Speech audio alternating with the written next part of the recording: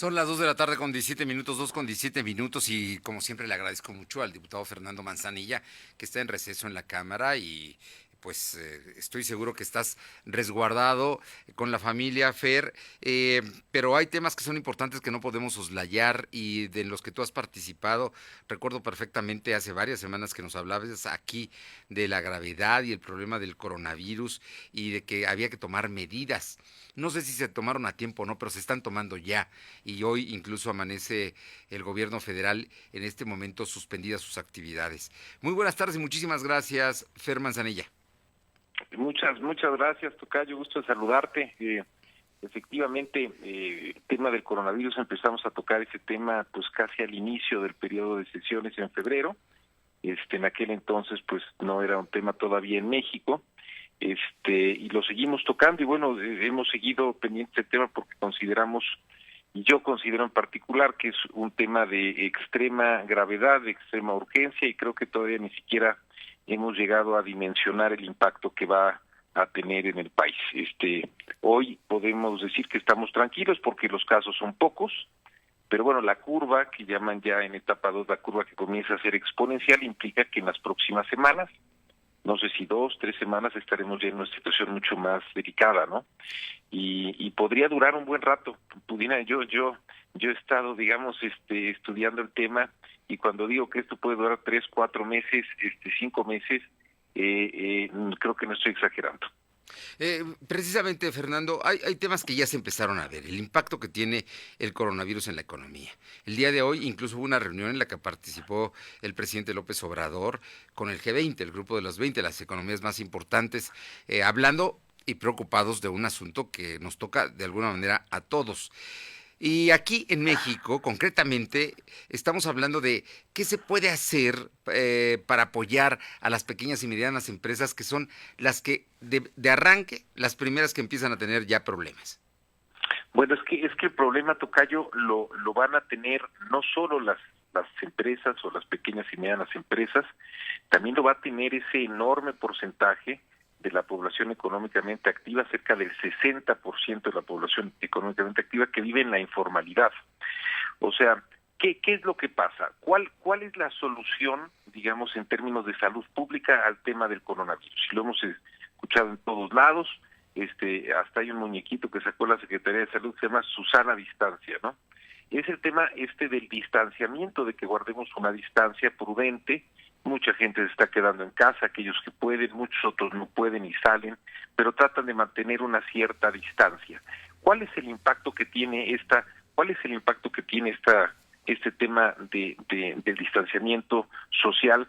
Tiene un impacto directamente proporcional en la actividad económica. A más parálisis, digamos, de la gente, más de crecimiento económico. Hay menos gente en la calle, menos gente consume, están cerrando ya centros comerciales, están cerrando mercados, están cerrando empresas. Entonces, ese es el impacto en la actividad económica. ¿De qué estamos hablando? Bueno, pues yo he escuchado números que van desde el 2 hasta el 7% de decrecimiento del Producto Interno Bruto, es decir, es una crisis fuerte, pudiera ser una crisis brutalmente fuerte. ¿Qué es lo que tiene que hacer un gobierno en esos casos?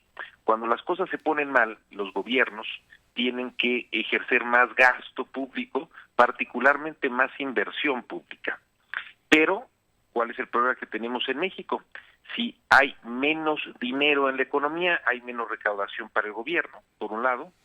Por otro lado, tenemos un precio del dólar que ha ido encareciéndose, es decir, el peso se ha devaluado, eso hace que las importaciones de productos de Estados Unidos para acá sean más caras y eso genera más presión a los propios gobiernos, tienen menos dinero, digamos, para comprar las cosas que tienen que comprar. Estamos a niveles históricos del precio del petróleo, y bueno, históricos en las últimas 2 décadas, el precio más bajo en los últimos 18 años. Dos de los rubros que siempre traen junto con el petróleo ingresos al país son el turismo. Pues hoy nadie en el mundo viaja, menos a México, a otros lados nadie está viajando. Y el otro es el tema de los migrantes.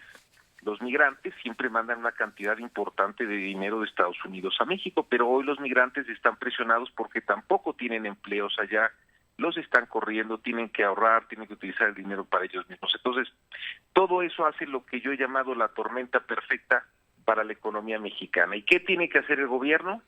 pues tiene que gastar, pero si no hay dinero, ¿de dónde gasta? Pues lamentablemente, aunque a veces suene medio feo, nos vamos a tener que endeudar, no va a haber otra opción, no va a haber otra alternativa, y tampoco es algo raro en una crisis que un gobierno se endeude.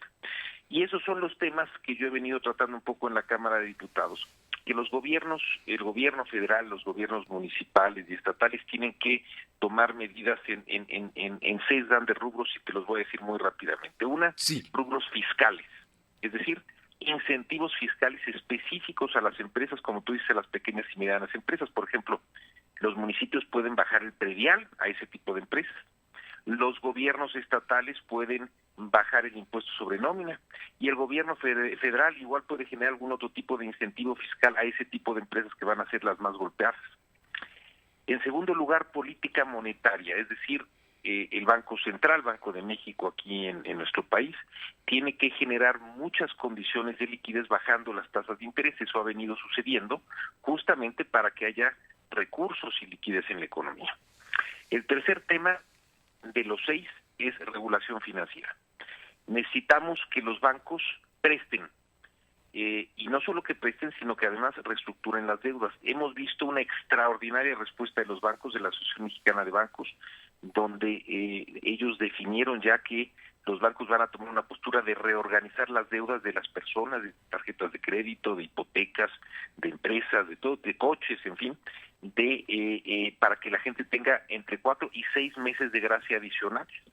Eso es un gran alivio. Ese tipo de medidas que llamamos de política de regulación financiera son muy importantes. Ya hay incluso bancos con nombre y apellido que están pues actuando, ¿no? Que ya anunciaron Banorte, HSBC, y hasta donde yo sé, Scotiabank acaba de enviar un comunicado en este sentido, Sí. pero vienen los demás, me imagino que va a ser general.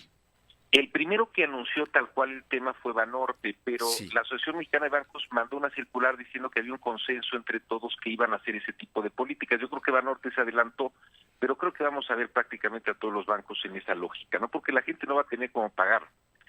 El cuarto tema, y yo creo que este es crucial, Tocayo, y yo creo Sí. que es uno de los temas que más le importan al presidente, son políticas de seguridad social. O sea, sí las empresas son importantes, sí las pequeñas micros son las más importantes porque representan el 90%, digamos, del empleo del país, pero del empleo formal, pero tenemos que gran parte de la gente tiene empleos informales. Es la gente que el presidente dice que ellos pues salen y comen, digamos, salen a trabajar y comen con lo que trabajan, o sea, no tienen tampoco ningún ahorro, y entonces ellos trabajan en la informalidad, son comerciantes, trabajan en la calle, en fin, hacen una serie de cosas, y esa gente no tiene ninguna otra alternativa. Se tiene que generar algún esquema de apoyos directos, al menos apoyos alimenticios, de grandes comedores, de despensas, en fin, el gobierno tendrá que definir para esa gente que va a ser la más afectada, y que además es la gente que si no tiene que comer va a salir a robar, ¿eh? Lamentablemente, si uno no tiene que comer, digamos, esta gente es probable que busque, digamos, cómo hacerse de algo para comer. Ya lo empezamos a ver, empieza a haber algunos saqueos, empieza a haber cosas de estas. Y dos últimos temas, lo que llamo políticas industriales, que quiere decir políticas de grandes proyectos. Necesitamos generar proyectos de gran inversión pública. Yo creo que algunos se tienen que posponer, que no son proyectos que hayan sido vistos como viables, y en esta situación creo que es muy delicado, por ejemplo, el tema de Dos Bocas. Pero habrá otros proyectos, grandes carreteras, proyectos de infraestructura que generan efectos multiplicadores en la economía en base al gasto en inversión pública por parte del gobierno. Y además dejar que los privados entren a hacer cosas que el gobierno no va a tener dinero para meter. Es decir, yo soy de la opinión que dejemos abierto el sector energético, que regulemos lo que tengamos que regular, pero el gobierno no va a tener dinero en una crisis de esta magnitud para estarle metiendo al sector energético, por Dios. Entonces, el sector privado puede entrar en esos temas. Y por último, lo que llamamos políticas comerciales. Y uno de los grandes riesgos que tenemos en esta crisis, que es una crisis mundial, es que las fronteras se cierran y el intercambio de bienes y servicios se pare. Si eso pasa, es un perder para los países, ¿no? Entonces tenemos que vigilar de manera muy cercana, dar un seguimiento al TIMEC, al tratado con nuestros socios, digamos, de Norteamérica, para asegurarnos que el intercambio comercial y todo lo que eso implica siga funcionando, desde luego también vigilar otros tratados comerciales, pero fundamentalmente el caso de Estados Unidos, que sería muy, muy grave que en estos momentos tuviéramos alguna situación de ese tipo que impidiera, entorpeciera, digamos, o bloqueara el intercambio de comercio entre México y Estados Unidos. Tocayo Fernando Manzanilla, en este caso, de esta que me parece muy interesante, muy sensata y muy aterrizada serie de puntos y propuestas que estás haciendo, me imagino que ya están discutiendo esto también a nivel federal, tú desde la Cámara de Diputados como un legislador importante en comisiones, en tu fracción parlamentaria, estás impulsando esto, no de ahora. Este es un tema, hemos estado hablando en términos generales mucho de la parte de salud pública en las últimas semanas, estamos empezando a hablar más de la parte económica, todo esto va integrado a mucho más detalle en un punto de acuerdo que se estará presentando yo creo que el día de mañana, y estamos pendientes también en la Junta de Coordinación Política de tener una reunión con el secretario de Hacienda, espero que eso sea en los próximos días, donde le pueda yo hacer patente estos temas, pero yo lo que te resumiría es, creo que hoy mucha de la discusión en lo que empieza a venir la avalancha de casos, que yo creo que veremos una presión enorme en la salud pública, hoy creo que esta semana y la próxima veremos mucha discusión en la parte económica y nosotros desde la Cámara de Diputados pues vamos a hacer pues lo que más esté en nuestras manos para exhortar a los distintos órdenes de gobierno, proponer, hablar con las autoridades federales, estatales y municipales para que podamos entablar este tipo de medidas. Si no metemos medidas rápidas, vamos a tener una crisis económica, de por sí vamos a tener una crisis económica. Lo que pasa es que la crisis puede ser más grave o menos grave. Entonces, el tener medidas adecuadas lo que va a hacer es que sea, si tú tienes alguien, digamos, un jardinero que te hace ciertas cosas y demás, que trates, si está en tu posibilidad, por ejemplo, que le adelantes algunas semanas.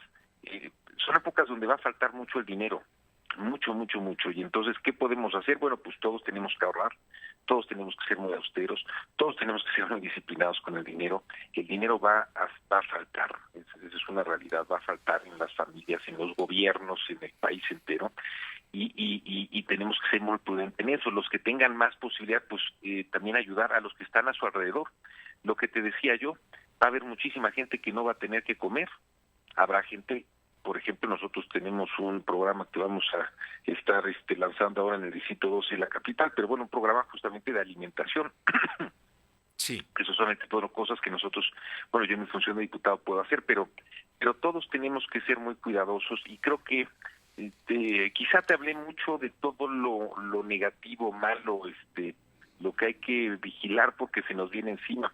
Quizá lo positivo yo te diría es que yo he visto a la sociedad civil reaccionar de una manera mucho más rápida que el gobierno.